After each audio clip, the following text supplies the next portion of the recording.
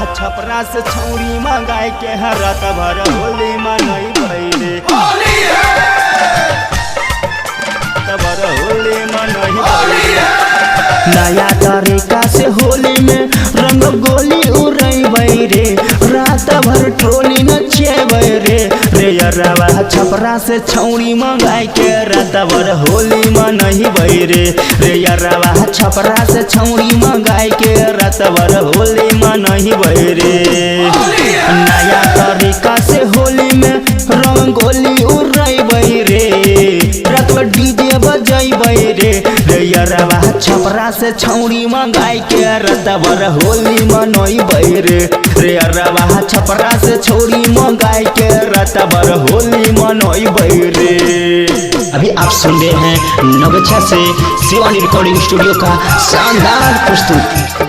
DJ विकास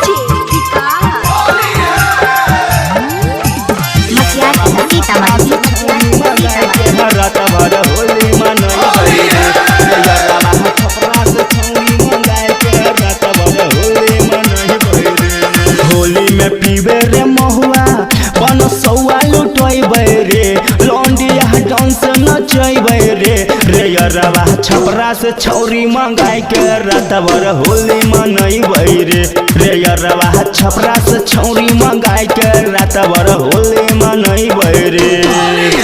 होली में पीबे रे महुआ बन सौआ लुटैबै रे लौंडिया डांस नचैबै रे यरवा छपरा से छौरी मंगाई के रात भर होली मनई रे यरवा छपरा से छौरी मंगाई के रात भर होली मनई रे।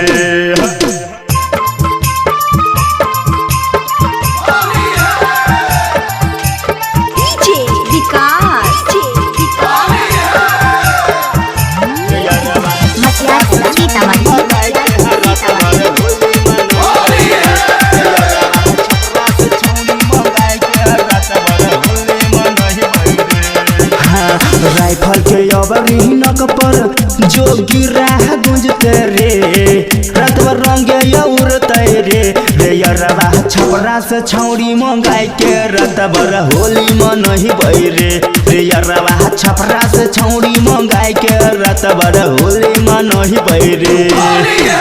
चंदू यमिका के चौक पर जो गिरा बुझते रे रंग बीरा उड़ते रे यरवा छपरा से छौरी मंगाई के रात भर होली मनई रे यरवा छपरा से छौरी मंगाई के रात भर होली मनई रे।